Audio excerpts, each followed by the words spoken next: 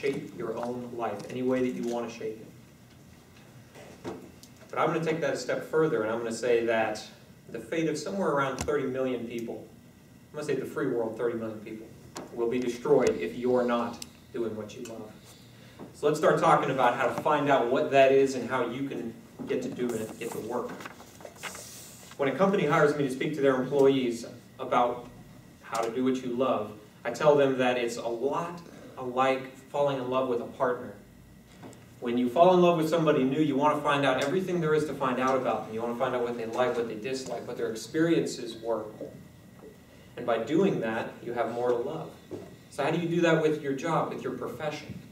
Well, there are three ways. The first way is to focus on the process and not the outcome. The second way is to match your skills and your challenges.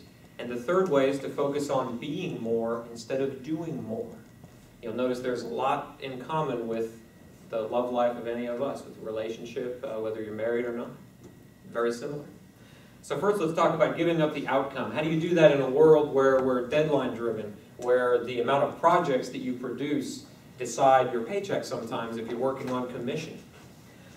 Well, you do that by taking your task, your overall task, you break it down into as many separate parts as you possibly can.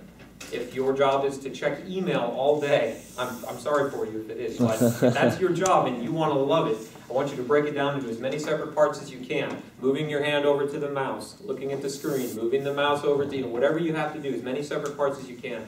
And then I want you to figure out how do you improve each of those individual tasks. Write it down, journal it, whatever you have to do, but however you can improve each of those individual tasks. The second part, match your skills with your challenges. A great way to do this is to write down all of the skills that you have in your job, everything that you know you're capable of doing, and then all the tasks that you have in any given day. Beside each of those tasks, rate it whether it's easy, medium, or hard for you to accomplish.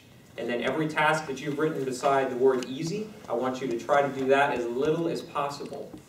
Now, why is that? Why would I want to get rid of all the stuff that I'm a rock star on? You do it because in order to grow in a relationship or in your job, to fall in love with what you do, you have to challenge yourself. If you ever had a relationship where there was no more spark left, where you weren't each going out and bringing something new into the relationship, you'd find out real quick, if you haven't had this, haven't you already, if you haven't had this experience, that things fall apart. Relationships, jobs, and nature all mirror each other.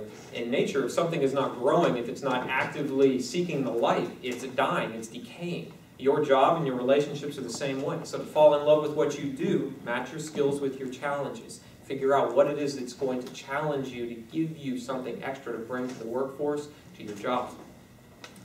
Third, focus on being more and not doing more. I want you to focus on putting as much of yourself into each of those individual tasks we talked about in the beginning as you possibly can, instead of focusing on the outcome. Because even though you may not meet your deadline, you will put more of yourself and more of your inner passion and your fire into each of those individual tasks if you focus on them one at a time, than if you're always looking forward to the deadline and you're always looking at the outcome, the finished project.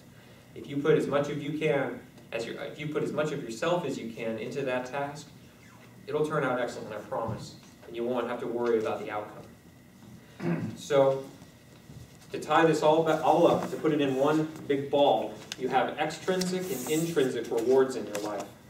If you're intrinsically rewarded by what you do in your job, that means that you get a happy feeling at the end of its completion. Whether you're performing a hobby, you're exercising, there's an intrinsic reward to that. No one is going to pat you on the back or handing you a paycheck.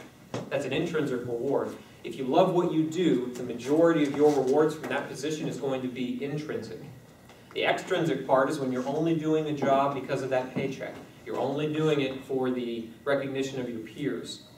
And if you are seeking extrinsic rewards for your job, it's potential. I'm saying it's potential. The fate of the free world could collapse. Now, I put a lot of pressure on you to have intrinsic rewards and to love what you do, but how is that involved at all with the fate of the free world? I'll tell you a story about how that's involved.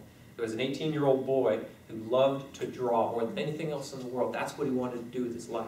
He used to sit by a riverside and sketch nature. Later in his life, he'd look back on those days and say those were some of the happiest times he ever had in his life. He was intrinsically rewarded by that. He didn't need any recognition. He was happy doing just that. So he said, I want to share this with the world. I want to take what I love and put it out there in the world. So he applied to art school. And they said, you're not very good at this. We don't think you are. Why don't you try, instead of drawing people and nature, why don't you try drawing buildings? Go be an architect. So that's what he did. He applied to an architecture school.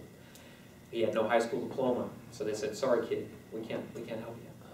So now he had lost faith. He didn't continue to pursue his passion in being intrinsically rewarded from what he was doing.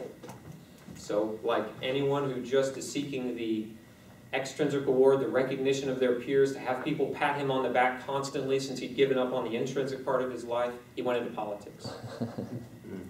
And a few years after that, he was responsible for the deaths of 30 million people. Can anyone guess who I'm talking about? His name was Adolf Hitler. So if you don't do what you love, and I want you to go out there and find it, and I want you to start to get to work. I'm sanguine that you'll have the motivation to make that happen now that you know what hangs in the balance. If you're doing what you love, find ways to love it more. Find ways to explore your task just as you would explore a new lover. Find the parts about them that you can find new ways to love. Your happiness and the fate of the free world, as you now know, depend on you going out there, finding what you love, and finding new ways to dive into that every single day of your lives. Thank you.